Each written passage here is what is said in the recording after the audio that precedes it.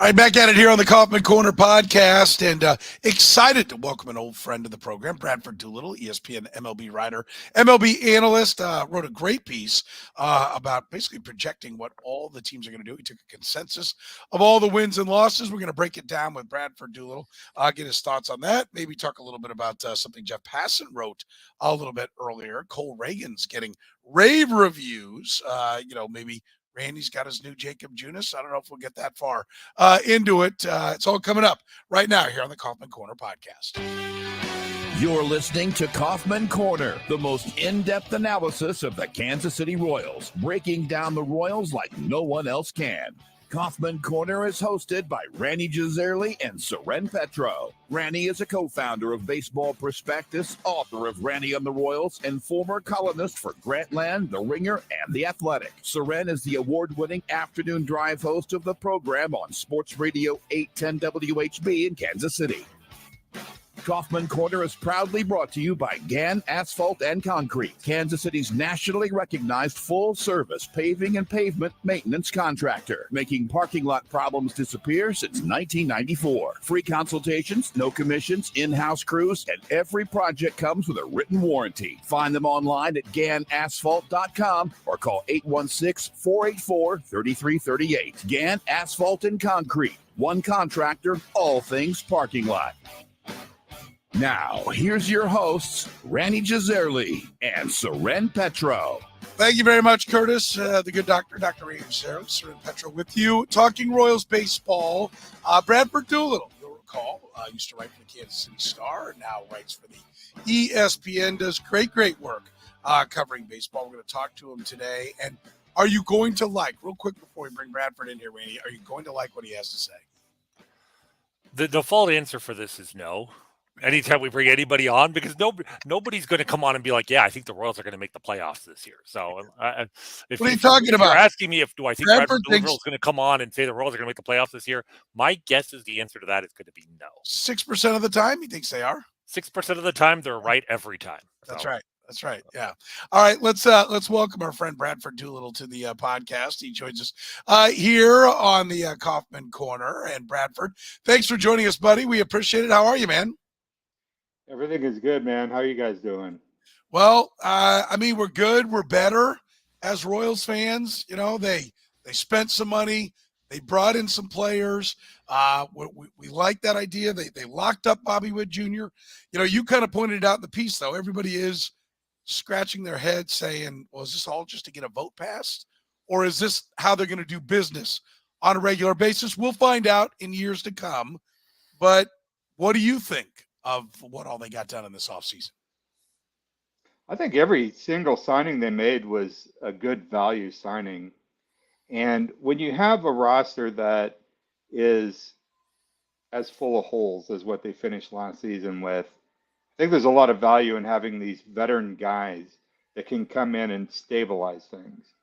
Now, whether the Royals can actually make a significant improvement, I think still comes down to them figuring out how to finish the development of their younger guys, because that's where the actual upside comes in. And let's face it, if the Royals don't get like all-star level production from their prospects eventually, and not just from Bobby Witt Jr., then they're always going to have a limited upside. The playoffs are always going to be an aspiration more than a reality. But I do think that not having to scramble all over the roster just for day-to-day stability through the season is going to make this team a lot less frustrating to watch in 2024. Now, Bradford, that sounds like the, I don't want to say a best case scenario, but certainly like you're making the case for signing all of these free agents, spending the money, filling in holes, making the team better. My concern is, and I'm going to reference this article that you wrote, the Stock Watch, where all 30 MLB teams stand this spring, which came out last week. And I should point out, you're just the messenger here. You're not the one making these projections. But as I understand, you've taken a series of projections from, reputable analytical sites, Baseball Prospectus, Fangraphs. I think you took the over-unders. And you looked at what the average projection is for each team for the upcoming season. where that projection is today and where it was at the beginning of the offseason. And in essence, coming up with, maybe a not a very precise, but certainly an objective measure of whether the teams have improved or not over the offseason. And what I find interesting is that the Royals here are projected at 71.3 wins, which that number itself is not that surprising. We have them in the mid 70 range. I think, that's the error bars there are great, so I'm not really concerned about a couple win difference. But what I find very interesting is that according to these projection methods, the Royals have lost 0.8 wins. In other words, they project to be slightly worse today than they did in November. And I understand that the Royals for all the free agent signings they made, not a ton of them were huge needle movers, but I would think that the combination of Michael Wacha, Seth Lugo, Chris Stratton, Will Smith, we won't mention Hunter Renfroe, but or Garrett Hampson, but adding two mainline starting pitchers and completely revamping the bullpen, and perhaps most importantly, not losing anybody. It's not like they lost a player to free agency that they were really relying on last year. I just find it kind of surprising that they, according to these projections, none of those signings moved the needle at all. In fact, the needle went the other way. Do you have any sense of why that might be? It's such a dynamic thing, the way that these work, because first of all, it's always a zero-sum game when you're looking at projections from the major leagues as a whole, right? So every single transaction adds a little bit, presumably, to the team that's acquiring the talent. But then that win, or however many wins they gain, is taking a little bit away from the rest of the major leagues. So this is looking at, on balance, how the whole offseason is played out. But from there, you're looking at it more from I don't want to say a scouting standpoint, but just from a logical standpoint. So yeah, the Royals came out slightly worse in that baseline projection standpoint, but I still feel like they have become a better team, more stable from having these guys around. And that baseline number is more just from everything else that happened in the major league. So a lot of the best teams have a lot of free agents entering every offseason, right? And that's the nature. They load up with guys they acquire at the trade deadline, guys that are in walk years, and those guys come off the roster. So these teams, at the time that you run those initial projections, have a lot of open payroll that are going to be filled by impact players. And so the Royals don't have those impact players off the roster, and so that makes them look maybe a little bit better at the beginning of the offseason than they do when the whole landscape becomes more into focus later on. So that's kind of what's going on. The other part of it is, look, the Royals lost 106 games last year. They weren't a good team. I'm not going to defend what they had, but I feel like there was a cascade of bad outcomes last year that 106 losses doesn't really reflect what they were. And so I think in some of those initial projections, you're looking at a certain amount of regression to the mean in the right direction for a lot of the guys that were still on the roster. And so that's why they looked maybe a little bit better than you might expect before. I think whether they show up now is a good, accurate read of where they stand, whereas that glimpse before the winter meetings, which when I ran that might have been a little bit high. So let me ask you this. How about it's just we go into things with our perception like they can't be that bad. Like you said, I'm looking at the ESPN expected win-loss record last year was 62-100. So, they performed 6 games less than they were supposed to. So you bring them back to there. Everybody said, well, they got to do something. Somebody's got to be better. You usually don't lose 100 games every year, although the Royals have made a habit of it on a couple of stints here of late. They seem to be the ones that can defy it. And everybody just kind of has a number. And they fit a win total in their head, and then they fit the numbers in to make it say what they expect, right? How much of it is that there should be a regression back to the mean? We think they're going to do something, and they gave them credit for making some kind of moves to improve. And at the end of the day, like they were already had a vision for what they were going to be. They weren't going to come off that. Yeah, I mean, I don't know. I mean, you're talking visions, and I don't know how much of any kind of vision plays into it. It's all, based on analytical frameworks. And the bottom line is that a team does not ever project to lose 106 games or even really 100. You're talking about the run differential based expectation. When you look at projections when you come into a season, especially at some of the outlets where they really try to reduce the standard deviation between teams, they tend to fall in a fairly narrow range. You don't see teams projecting to win 100 very often. Some of the over-unders this year do have the Braves and Dodgers over 100 this year, which is unusual. And you don't see a lot of teams that are like 98, 100 loss projections. And so, some of this is like trying to pin too specific of a reaction to what these sort of regression influence numbers are. You don't want to get too worked up about it. It's look at what the roster strengths are, where the weaknesses are, where they've gotten better, and look at the range of probabilities, and do what you can to be hopeful as opening day approaches. Yeah, so let's kind of do that and pull back and look at the forest here a little more, because like you said, there is a wide range of projections. This is something Soren and I talked about on our last show. Do you see in a sort of best case scenario, or the ceiling for this team, is there a path by which this Royals team can actually make the playoffs? I mean, the Miami Marlins made the playoffs last year, right? And I don't say that to denigrate what they did, but I mean, that's the reality of the playoff format that baseball has in place right now. And it's, I don't know, a great thing for baseball, but if you can hang around 500, let's say the Royals go on a strong early run, they're a game over 500 as the deadline approaches. In the AL Central, that is likely to be within sniffing distance of first place. It's also likely to be at least not completely out of the wild card race. We'll see how the teams shape up. That's playoff contention, right? And it's like if you have like right now, like so since that stock watch has come out, my latest Royals baseline is at like 73 wins, right? So if you're at 73, but you're talking about a likely margin of error of plus or minus 10 wins, which is basically every team can finish 10 wins better or worse than you project. The upside of that is 83. If you're an 83 win team in late July, you're in the playoff race. You make a couple of key additions.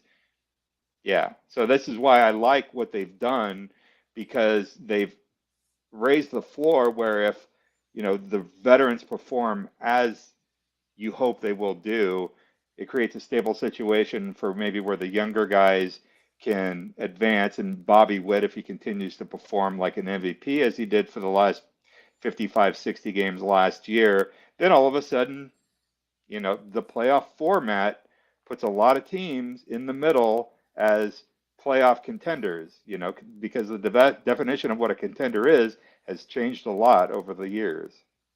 Yeah, we're talking to Bradford Doolittle from ESPN. By the way, we're brought to you by Gann Asphalt and Concrete with free consultations, no commissions, in-house crews. Every project comes with a written warning. Gann Asphalt keeps your parking lot safer, helps you and your business avoid unnecessary delays and costly expenses. Find them online right now at GannAsphalt.com. Gann Asphalt and Concrete, one contractor, all things parking lot. Bradford, I love when you said 10 up or 10 down. My theory is you can play 10 up and 20 down. Because when it starts going bad, guys who would fight through things, they don't fight through it. They go get surgery. They sit them down. They shut it down. And so it can snowball and go south. First of all, you like that theory at all? And then I got to follow up. I think that's fair. I definitely think that there's not just like we're not just talking about like players at a certain point when they realize that they're hopelessly out of a race, then their effort becomes less. I don't know that that's true, because they're always playing for numbers and they're playing for future contracts. But you do have teams are going to be more likely to, if there's anybody with an injury risk, to default towards, let's make sure this guy is right for the future. They're going to offload talent. So I do think that there's things that if you get to the end of July and you're out of the race, then from there things can continue to go in the wrong direction and make your final record not necessarily indicative of where you are as a franchise. And it's been a while since I looked at this, but I feel like a few years ago I looked at projections for how they correlated to specific points in the season. And like the point of the season where the correlation was the highest was actually towards the end of July. And then it actually began to go down a little bit from there. The follow-up would be that, like, we find there are some things that analytics opens our eyes to. Like, for 100 years, batting average was considered more important than on-base percentage, right? That was a great epiphany that everybody acknowledges. There's some other things that when you run the numbers, you go, yeah, we didn't quite phrase it like that, but that's kind of like what I always used to hear like this from my dad or my uncle or on the radio. You know, for a long time, Denny Matthews has said, you know, the starting pitcher sets the tone of the game, right? He's always talked about that. I know the Royals didn't go grab, and they're hoping Cole Ragans is their ace. They didn't go grab a bunch of aces, but how much beyond just whatever Michael Wacha and Seth Lugo, if they perform at what they did last year, beyond whatever their analytic value, does it, the fact that you're in the game, you talked about if you can hang around 500, and I think you're right.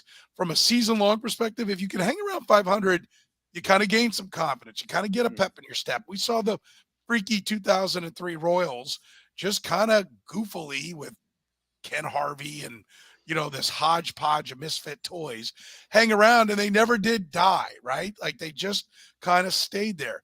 I kind of feel like it's that way in a game as well. And maybe what the analytics, I'm not going to say misses, but has a hard time getting their arms around is, no, Michael Walker's not going to come out and blow people away. But if he just keeps you in the game for 5 innings, you kind of have that same feeling throughout the course of a game. And if you can hang around, then making a play matters, right? You're less likely to be, you know, playing tiddlywinks in the outfield and goof something up. And managers don't go ahead and let the guy who can't play defense run around out there like you would, where the game starts to get away. Do you buy into that kind of half-baked theory of mine?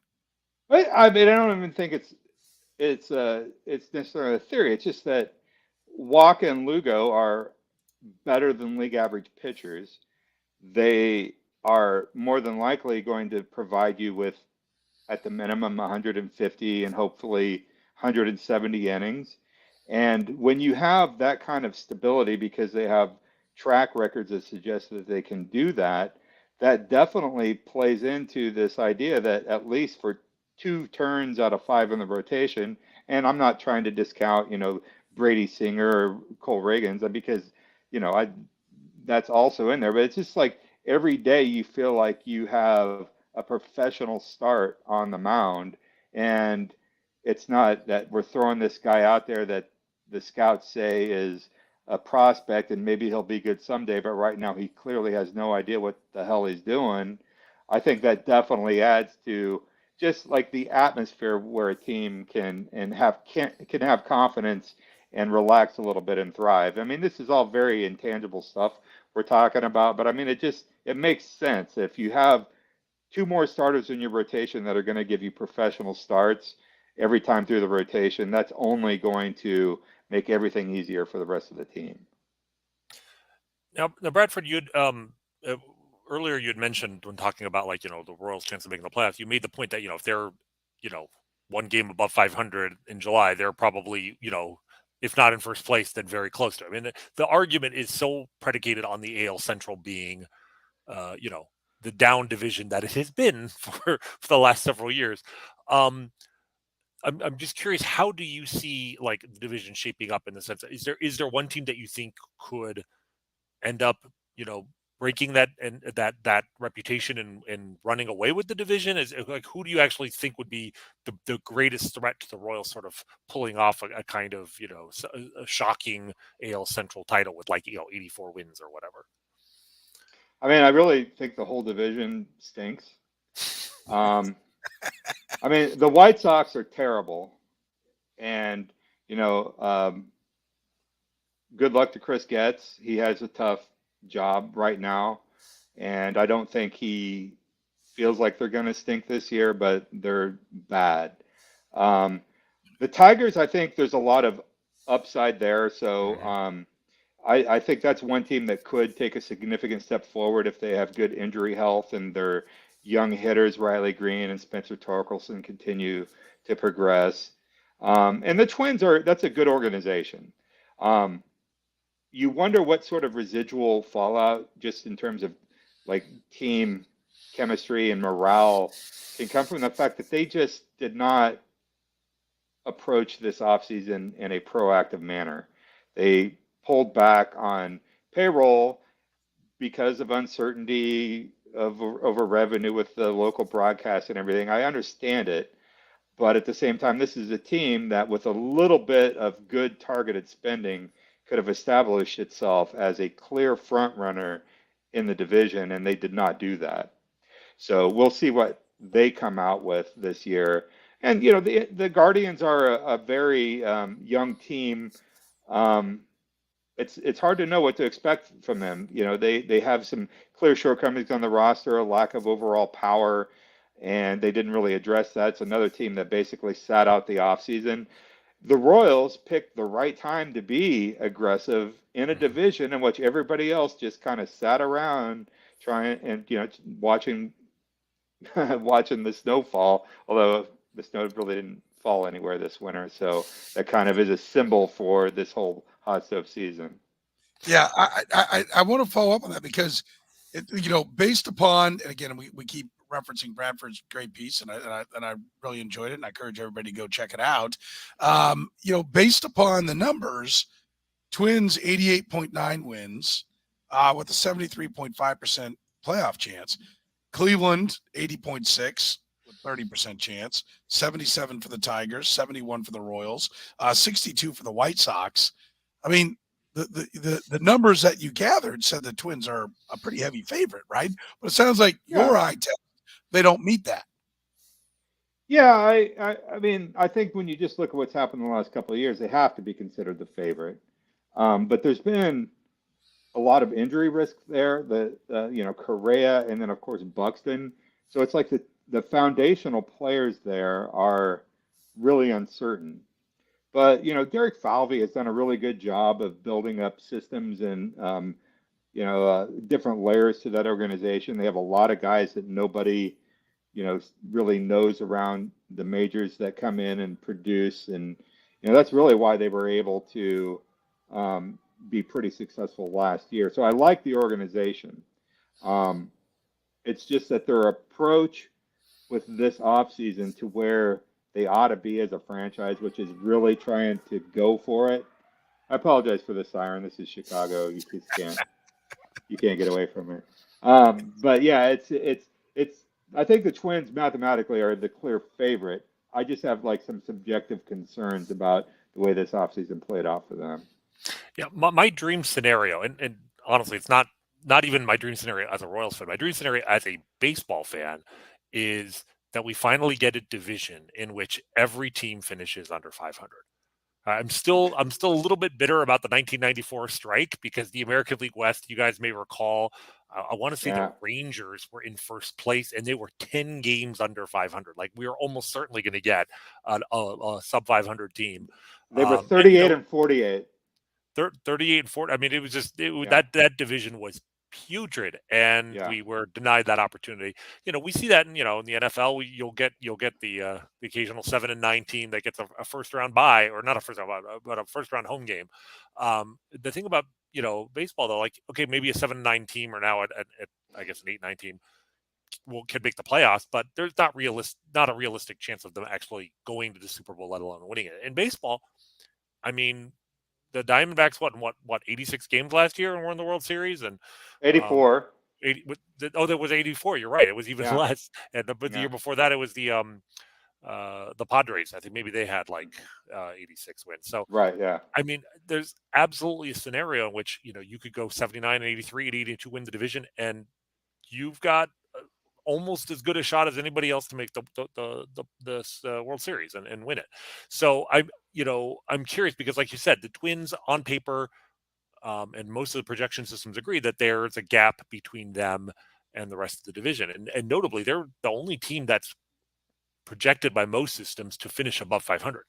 So, there's for multiple reasons. Part of me is definitely rooting for them to stumble for whatever the malaise that may have set over the franchise as they didn't do anything this offseason.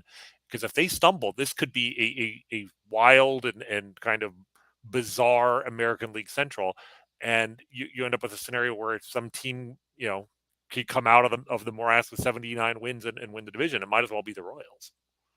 Yeah, I mean, that's not too far out of the box. I mean, that is definitely something that I could see playing out this year. And that's why, if you're really anti-tanking, like out and out tanking, and which I am, and I feel like that's something that is, I won't say completely fallen out of favor, but something that is much less likely under the parameters of the latest collective bargaining agreement. This is the argument why you're always trying to build to sustainability, but there isn't a season in which you want to totally raise the white flag, because the bar for entry into the playoffs at this point is just not that high. And like Rany said, once you're there, anything can happen. And I know that because I was at World Series games in November in Phoenix, Arizona. Yeah. So go ahead. I'm sorry. That's it. That's why, even though the Royals have a lot of structural defects, they're entering this season with, from what I've seen, not a single top 100 prospect, which is almost unbelievable for a franchise that lost 106 games last year. The fact that they were still aggressive in adding to the roster, I think that is the way that teams should be and probably will be more likely going forward. Well, I will. I mean, we could do, you and I, probably 5 hours on the merits of tanking, because I am a world-class believer in tanking. And I think if the Royals had done it, they might be there. Instead, they win a handful of games, and then they lose 3 spots in the new lottery, and they end up with Gavin Cross instead of getting up into the top 2 or 3. I mean, it's a pretty steep downturn with those draft picks. And to me, like I said, we could do a long time. Now you just have to swim in that morass of tanking for more years, because you don't know that you're going to get your, Steven Strasburg or Bryce Harper or A-Rod or what have you that's there. But setting that aside, the Royals have tried to be successful. They just bombed. Hence, there's a new guy calling the shots at the top, and they're clearly trying to win games now. If they're going to do it, I agree with you. And one of the things that Rany and I have talked about the last several weeks is the veteran guys that they've signed are going to steady things and give them a platform. If they're going to go do something, Vinny Pasquantino is going to be the real deal and hit 30 home runs. Nelson Velasquez, exit velocity and slug percentage are going to be the real deal, and he's going to hit the ball over the wall.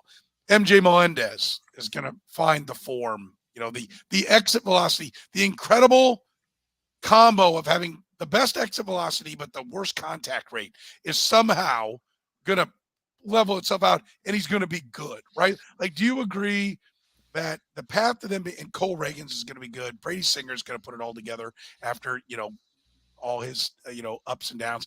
And maybe it's Chris Bubich, maybe it's Daniel Lynch. I don't think it's Daniel Lynch. I think it'd be Bubich. But somebody clicks out of the young group coming down the stretch, right? Like that to me, how much hope should Royals fans have in that younger group? Everyone loves the prospect the first day he gets there. But, I don't think anybody here is a superstar out of that. Bobby Witt Jr. has already proven it, because superstars show it quick, right? It didn't take King years. It took Mike Moustakas 3 years. So maybe there's some Mike Moustakases out there. But how much confidence should Royals fans have in that young group maybe taking a step forward? They should have no confidence until they've seen it happen. And I hate to be negative about that, but I mean, my gosh, you look at, if you just go back and look at the list of first round picks they've had since Eric Hosmer, Witt was a hit, of course, but beyond that, it's like, I think the second best first round pick they've had since then is probably Sean Manaea, who put up all of his production for other teams, which is fine. You know, they traded him and got Ben Zobrist to help win the title. But I mean, and then the prospects they had when they climbed the prospect list, you get excited, and then they have never been able, especially with pitchers, to get these players to turn the corner from prospect status to major league production. I still think there's a lot of upside in these young guys they have on the roster, but they got to prove it, and they got to prove it collectively. And so, as far as having confidence in it, we haven't seen it, so I don't know how you have confidence in it, but I do think you can have hope in it. Now, the other thing the Royals, really focused on this winter was just really revamping the bullpen, right, and bringing in, really at least four guys from outside the organization, either in free agency or in trades. They traded for two guys in Nick Anderson and John Schreiber, and then they signed Will Smith and Chris Stratton. I mean, we've talked about this on the show about, the Royals had a terrible bullpen last year and they needed a bullpen upgrade, but bullpens are so fun, unreliable from year to year, and relievers are so fungible that, even though with I don't know, maybe one exception, I think Chris Stratton has a player option for a year or two, but most of these are basically 1-year commitments. Like these are not, they didn't go out and sign, I don't know, Robert Stevenson to a 3-year deal, and he's already dealing with arm issues or whatever. But how confident are you that using free agency and going outside the organization to revamp a bullpen we're used to the Royals having finally putting together the greatest bullpen in franchise history almost entirely from within. Although I guess Wade Davis was a trade, but even there, Wade Davis wasn't meant to be in the bullpen. He was basically turned him into a converted starter. Do you think that this bullpen can be significantly upgraded simply with the moves that they have made in a single offseason? Bullpens are so hard to project, as you guys know. But I do think that first of all, it's wise to stay away from these multi-year commitments that some teams have given. I love Chris Young with the Rangers. I think he did so many good things last year as the Rangers overcame some injuries and won the championship. And it's like then they go out this year and give a multi-year deal to a very old David Robertson. And, that's the kind of thing that I don't think leads to the sort of flexibility you need to build a bullpen. I think what the Royals have done is very good. First of all, Will Smith is on a world championship team every year, so that's always a good acquisition to make. But beyond that, it's like you're always looking at guys who can fit a kaleidoscope of roles, pitch types, guys that pitch to the right location, guys that pitch well to left-hand hitters with a certain launch angle versus right-handers. But you also want guys with some flexibility to be able to stretch out into longer roles. So if you can pinch a starter down to 2 times through the order and then bridge those middle innings if you have the lead with a quality pitcher, with I think you can do with Schreiber, you can certainly do with Stratton.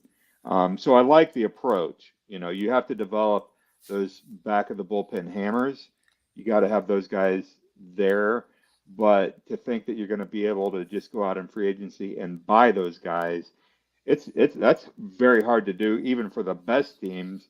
The kind of like the relievers with any degree of certainty are the pitchers like maybe Josh Hader, and that's the kind of investment that doesn't make sense for the Royals. So I like the approach that they've made. It doesn't mean that I think they're going to have an elite bullpen, but it's really an organizational trait to be able to turn all of that into a workable bullpen, and very much a key aspect of a manager to be able to take what you have in the bullpen and figure out who's throwing well right now, who's throwing the right pitch right now, and this is the challenge at this point in the game, and this is who we're going to use there. So I think they've assembled some nice options, and that's really all you can do during an offseason. I'm not going to ask you about Cole Ragans because I know Rany wants to get to that. He's got one there. We're talking to Bradford Doolittle here. We're proudly brought to you here at the Kaufman Corner by Gann Asphalt and Concrete with free consultations, no commissions, and in-house crews. Every single project coming with a written warranty. Gann Asphalt keeps your parking lot safer. Makes a great first impression with clients, with customers. Find them online right now at GannAsphalt.com or call 816-484-3338. To your point about the bullpen, Rany and I have said, I think it's kind of what I was talking about with all the veterans. They stabilize things. If the bullpen's going to be lights out, it's going to be because MacArthur and McMillan end up being elite guys, or Carlos Hernandez turns velocity into stuff. I know he's already hurt, but it's going to be some of those guys. I think that's par for the course there. What kind of optimism do you have that the lineup can be something? I mean, they still seem to be allergic to 3 letters, OBP. That is just not something that seems to be, either they've decided it's too expensive, and so we've got a bargain hunt over here, but what kind of optimism would you have that this lineup could be average, could be above average? What do you think? This thing with OBP and the Royals goes back to 1969 and the foundation of the franchise. And if I ever end up in the crazy house next to Ezra Pound, that's going to be why, because the Royals just have never emphasized the importance of play discipline and guys getting on base. I remember in my early days writing about baseball from the Star, going out to the K and beseeching Dayton to please get some guys that can get on base. One year telling him this was the year after Bonds was more or less, set afloat by baseball and ended up retiring, saying you should sign Bonds, and of course that didn't happen. But yeah, it's like that organizational trade is maddening, and they still have it. The hope for this lineup, it's Bobby Witt being an MVP. I would love to see Adam Frazier play well enough to get into a pretty regular role, because he's a good bat on ball guy that can really help balance a lineup that has too much swing and miss in it, which the Royals do. But then, of course, you need Melendez to continue to progress and hopefully even just replicating what he was like towards the end of last season. That would be great.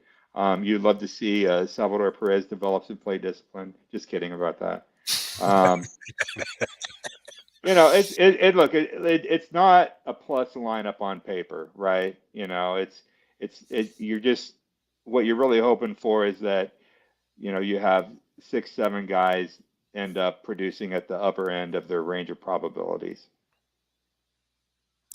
Well, let's talk about one guy who doesn't need to perform at the top of his ability in order to actually be a really valuable player. He just needs to stay healthy, and that's Cole Ragans, like Soren mentioned. I feel compelled to bring him up after your ESPN colleague Jeff Passan referred to him earlier this week. Or not, he didn't refer to him directly, but he quoted an anonymous evaluator in the sport, and the words he used were a left-handed DeGrom, as in Jacob DeGrom, as in the guy who, inning for inning, has been as effective a pitcher as anybody baseball has seen since Pedro, I guess. I mean, like, that is extremely high praise. And, I think that maybe even that evaluator is being a little bit, exaggerating there. But, I mean, maybe not a lot. I mean, just statistically speaking, what Cole Ragans did last year is one of the most impressive seasons by a left-handed pitcher in Royals history. Even if you bring it down to 12, a minimum of 12 starts, his FIP, I think, was better than his ERA. His FIP was 249. It's the lowest FIP in Royals history by a left-handed pitcher who made at least 10 starts. Do you think that Cole Ragans, what we saw from him last year, is sustainable? I mean, maybe not quite that good, but like close to it. Like, is this guy a Cy Young contender if he stays healthy? Well, he only needs to be like 95% or so of what he produced after joining the Royals, and do that over a full season to be a Cy Young contender, which is not an easy task. He clearly became a different guy with the Royals. I don't. The last time I remember looking at the metrics, I don't think he really threw the slider much, if at all, with Texas, and that became an awesome pitch for him with Kansas City. Hit the spin rates on his four-seamer and his curveball like rocketed after he joined the Royals, and he's got to sustain those metrics. But if he does and he stays healthy, there was nothing about what he did after he joined the Royals that was a fluke. I mean, if he is featuring that same stuff, that's the pitcher he is. You know, I'm not gonna put him up there with Sandy Koufax and Walter Johnson and Christy Mathewson just yet. I need to see 100 starts and not 12. But I think there's a lot of reason to be excited about Cole Ragans. And I'll say this about him from a makeup and intangible perspective. As I was talking to Chris Young when I was in Texas during the regular season last year, and this is after the trade happened, and Ragans was on a roll, and I asked him, have you been following what Cole Ragans has been doing? And he's like, yeah, I've been having a hard time sleeping watching that. And he said, but I'll tell you this. He said, we needed to upgrade the bullpen, so we had to do the deal. But I knew this. I knew that whatever this Cole's ceiling was, he was going to reach it because that's the kind of work ethic that he has. So that is the kind of thing you want to hear about a player, that is not going to just be satisfied with what he's already done. I think Royals fans should be very excited about Cole Ragans. Yeah, and they are, and he's the key that unlocks it all. Injuries, though, can he stay healthy? I mean, that's one of the things you're focusing on. That's the reality. The Royals need an injury-free season. I know you've got a piece that you just put out about that, but this team can't. They have to have a very charmed existence. You mentioned the lack of prospects in the system. They're going to have to stay injury-free if they're going to reach any kind of potential. Well, injury-free in today's baseball, especially when it comes to pitchers, means having marginally fewer injuries than other teams. And that's what the Royals need. It's because the best teams, and this is like one of the things that I did this research piece that is coming out on ESPN that, you look at like who has had the most impact from injuries in recent years. And I'm talking about like days spent on the injured list, and then you apply like a WAR estimate to that time.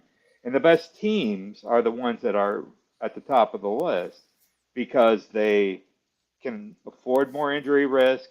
They tend to have older players who are injured more often, and it's just something that they can absorb as larger payroll teams. And the Royals aren't one of those teams. So they definitely need to be at the cutting edge when it comes to keeping players on the field and healthy. In this study, the Royals weren't remarkable as either better or worse than anybody else. And in fact, some of it was because I used impact as measured by WAR. The teams at the bottom of the league were at the lower end of this injury index because the impact of their injuries wasn't so high because their players didn't project to have a lot of WAR in the first place. So the Royals are a team that, because they don't have a highly ranked system in terms of prospects, you do worry about their depth, and I think health is paramount for them to reach whatever ceiling that this team does have. So if we had to pin you down, what would you say the Royals' record is going to be this year? I have an overall optimistic feeling that might be something I just haven't been able to stamp out of my makeup, as a hopeful fan. But I think my median projection for them is 76, and I feel like if they play as a 76 win team into June or July, then anything is possible as far as improving the roster from there. Of course, depends if my feeling about the Twins is accurate, that they're going to shortfall their projection. But look, the bottom line is this. We're talking about a team that lost 106 games last year and has not a very highly rated farm system, but they've executed this offseason in a way that here we are in March, and sitting here right now, I'm not without hope for them. It's like So you're saying there's a chance, and I'm saying, yeah, there's a chance. I like that. I like that. Before we go, we were chatting before we got started. UL Washington was a favorite of yours. We lost him. Rany and I talked about him last week. People may not be able to tell, but there's a picture of you in UL Washington back there. Right Yeah, behind it's actually stuck on the wall, so I can't pull it up and show it to you. So way back when they used to do Kodak Camera Day at Royal Stadium, where you would go down in the field and go around the warning track and get to have your picture taken with the players and everything. This is from one of those days. I was probably 12 years old at the time, and you know, people that of my age range who grew up anywhere in the orbit of Kansas City, and I grew up in Red Oak, Iowa, which is 3 hours north of Kansas City. KMA radio out of Shenandoah, Iowa played the Royals then and still do.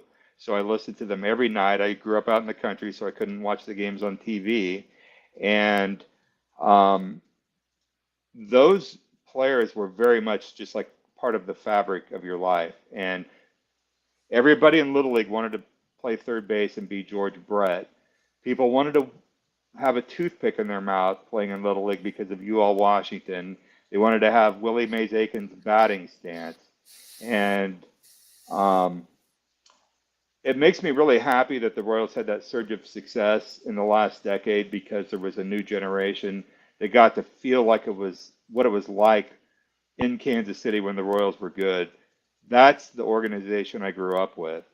And we're entering a stage of life where all of those guys are getting older, and we lost UL, and I'm very sad about that, and my thoughts go out to his family. But he's not forgotten. He was part of some very wonderful memories, and Royals baseball was a crucial part and essential part of growing up as a sports fan in the Midwest when I did, and I'm just hoping that they can remain that and be that in the future. That's so well said, Bradford. And I'm about the same age as you. And for me, everyone wanted to be George Brett. I wanted to be Frank White. Right? I was your double play partner when I was a kid. And I'll never forget the scoreboard, the big, not as big as it is now, but the big scoreboard and those old graphics. Two things that stood out to me as a kid. Ayo, ayo. And then flash when Amos Otis was up there, but also UL, and putting that up there and the crowd chanting. And that's some of the earliest and best sports memories I have. So you captured that quite well, Bradford. Yeah. Thanks, guys. You bet. Bradford, thanks so much for the time. We appreciate it. We encourage everybody to check out your great work. Huge fan. Always love getting a chance to chat with you. Thanks for giving us some time tonight. Thanks, guys. It's great to be on with you. You bet. Bradford Doolittle there with us here on the Kaufman Corner. Rany, I always enjoy my chats with Bradford Doolittle. He is absolutely, first of all, the dry wit is priceless. Right up your alley and mine too. Oh God, yes. The measured responses. He's just one of my favorites, and I love what he writes. He does such a fantastic job. He wrote a great thing I'll encourage people to go look at. I was going to get to it, but I want to keep him all night. But talking about expansion and going to 32 teams, which I think is coming, and it's a great read into what teams are there, how they would divide it up, all these different things. That's a great read. He's always really fun to talk to.